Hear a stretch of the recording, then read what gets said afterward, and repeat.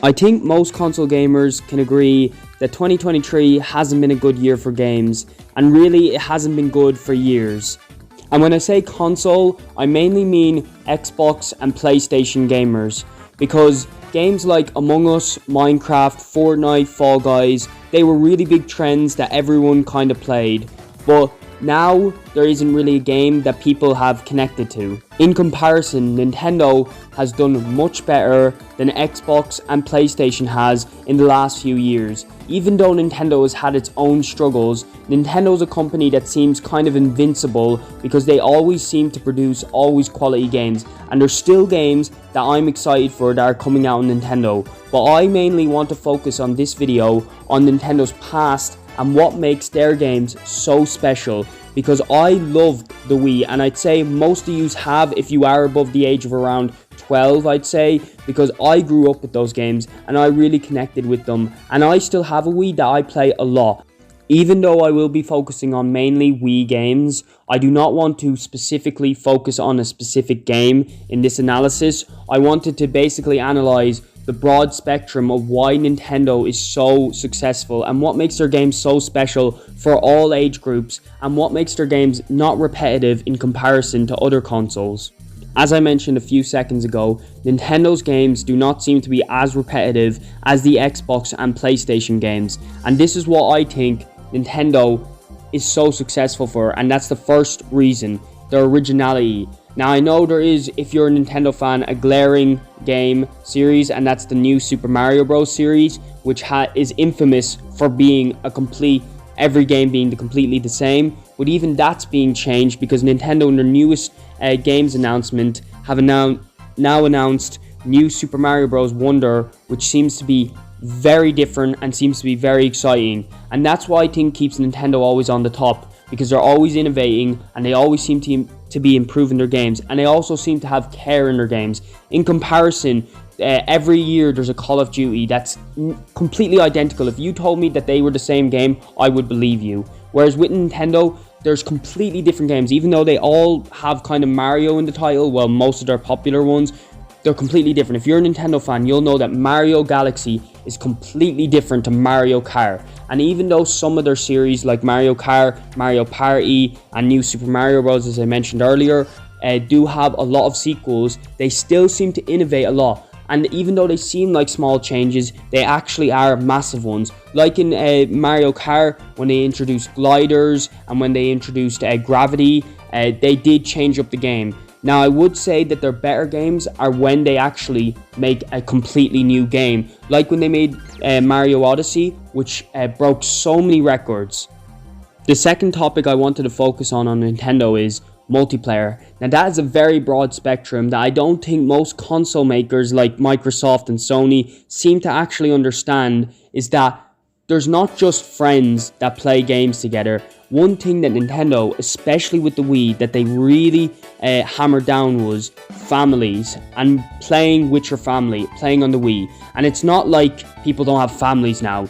There's still a huge market in families, and there doesn't seem to be really, even though the Nintendo Switch does seem to be trying to do that as well, the Nintendo Switch still doesn't have the same connection families had with the Wii, especially considering the games that Nintendo made with the Wii. When they made games like Wii Sports and Wii Sports Resorts, they're the only ones I can think of on the top of my head, but there were so many, and the Wii, that's what connected everyone. Everyone loved the Wii. And that's a thing that I really dislike nowadays, is that multiplayer is mainly focused online multiplayer. Even though I know multiplayer online is growing a lot and it's improved a lot, and that's why people use it much more now and it's much more convenient, there's something special about playing couch multiplayer, and in my opinion it's a big difference for me. I might be in the minority here because I haven't heard much people talk about it, but I really do enjoy couch play, and that's why I enjoy games like Mario Party and a pretty obscure game. Now, not too obscure, because I'm sure a lot of Nintendo fans have heard of Wii Party. I just got Wii Party. When I originally had the Wii, I never had Wii Party. Then I got the Wii a couple of years ago. I got it again, and I heard people talking about how good Wii Party was, and when I got it, me and my family played it for ages. Wii Party is a 5-star game, and that's just one of many games that is amazing on the Wii. There is barely any games on Xbox, even though they have such a vast market. there is barely any games on Xbox that is couch multiplayer that is also not just Call of Duty. There's not much adventure games. There is Rayman Legends and there's the Jackbox Party Packs, but Xbox have such a vaster market and that console has been in the market for years. Like Xbox has been there for like 12 years, Xbox One in specific now. I'm being nice to them, not even mentioning the 360. Whereas the Wii only went on for around 10 years and had so many games, so much more than the Xbox. And that's why I think the Xbox and the PlayStation pale in comparison to the Nintendo, specifically the Wii. But still, the Nintendo Switch does it 10 times better than the Xbox and PlayStation. But the Wii is where they really did it their best. The third and final topic I wanted to talk about in today's video about Nintendo is their playability, which most people will agree with me on this, that Nintendo's playability is something else. No console has got anywhere in comparison to their playability.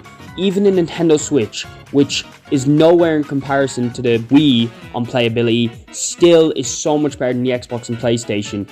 But I wanted to focus on the Wii because that was Nintendo's peak and their prime with their playability.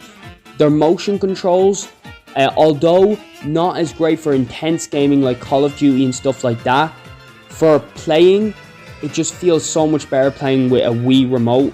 And that's why I think playability and their playability on their games was just the quality. You could see the care the makers put into it. Now, I'm not a game creator, obviously, myself, but you can just tell, even as a casual gamer, how much quality is in these games. And even though they are much more simplistic than other games, it's still, just because of its playability, you can go back and play it again and you're excited to play it. In comparison to other games on the Xbox and PlayStation that are untidy, where you can see the potential but they don't have the playability. And that's one thing that Nintendo really focuses on. They really focus on care on their games, because games like Mario Galaxy really are the peak of any game in playability, to be honest. I would argue that Mario Galaxy could even be the best in playability for any Nintendo game ever. And that is one thing and that game came out 10 years ago. And that's the sad thing as well, is that Nintendo hasn't really improved since then. Now, it is because they've moved on to Nintendo Switch, which does have its own things where they've combined their DS and their Wii together to make the Nintendo Switch, to make it so that you can play with your family, but also play on the road and all and stuff like that. But the Nintendo Switch, personally, even though it might not be a big deal, personally, I do not like the controls of the Nintendo Switch. They don't feel as great. They're just like kind of like half controls that just happen to work as full controls. Whereas the Wii remotes were just so much better. The Wii U I haven't mentioned at all really in this video, but that's because the Wii U just feels like a carbon copy of the Wii. It literally feels like an extension of the Wii, and that's what most people said is a complaint, and their terrible advertising. But the Wii U, in my opinion, is actually not a bad console. They have a lot of good games for their only like 5 years running time of the Wii U. They actually have some really peak games, and personally Mario 3D World is one of the best Mario games I ever played as a kid. I think it was my favorite one as a kid. And the Wii U, I personally think, gets a lot more hate than it deserves, because the idea was there, but the execution wasn't. But there's still, like, that console isn't like terrible to play. It's not like you hate playing it. It's just that you're disappointed how Nintendo could have done it. So that's all for today's video. I hope you agree with all my points, because I really do want people to recognize how good Nintendo is, because there's a lot of people that don't play Nintendo at all, and even though that might be shocking for you, for me, I've met a lot of people that don't play Nintendo at all, and I really do enjoy Nintendo's games, all of them, and I actually do wish I had a Switch, even though I think the Switch failed on a lot of its potential, because some of its games, a lot of its big games actually, were all just sequels. Like, when you think about it, The Legend of Zelda Breath of the Wild actually came from the Wii U, and Mario Kart 8 actually came from the Wii U as well, which I actually just noticed there when I'm just saying it now, but I don't know how that hasn't been talked about. I'm pretty sure they must be the exact same on the Wii U, so it's just that they were put onto a more popular console and people realized how great these games were. So that's just another point for the Wii U. But also, Another point I just want to say for the Wii U's, because I got a Wii U as well because they're very cheap now because no one wants them, obviously. But I got Nintendo Land, and some of the games on there really showed the playability of the gamepad, and that's another thing that Nintendo has for playability that I should have mentioned at the playability topic, is that the Wii U gamepad was great when it was used, but there wasn't a lot of games it could be used on, and they kind of wrote themselves into a corner when they didn't have much things to use the gamepad for, and it just became this kind of small little add-on. Like if you played New Super Mario Bros. U, you'll remember that the Wii U gamepad, you could like put these blocks on, that when they made that extension for the Nintendo Switch, they just completely got rid of that because obviously there was no gamepad and no one seemed to notice. And also, I don't know because I've never looked at this, but I'm sure the New Super Mario Bros. U was more successful on the Nintendo Switch than it was on the Wii U itself because the Wii U wasn't popular. But yeah, that's pretty much it. I know this video was really short. I don't know if I will make a part 2 of this. If this becomes successful, I would obviously make a part 2 because I really do enjoy making these commentary videos. And this channel is kind of a mess right now in the fact that I went, if you look at my last 2 videos, it's commentary, then 100 days on Minecraft, and then back to commentary. But I really just wanted to make this video. I will be, obviously, if you're looking at this video, it's already been done, but this is just a voice recording.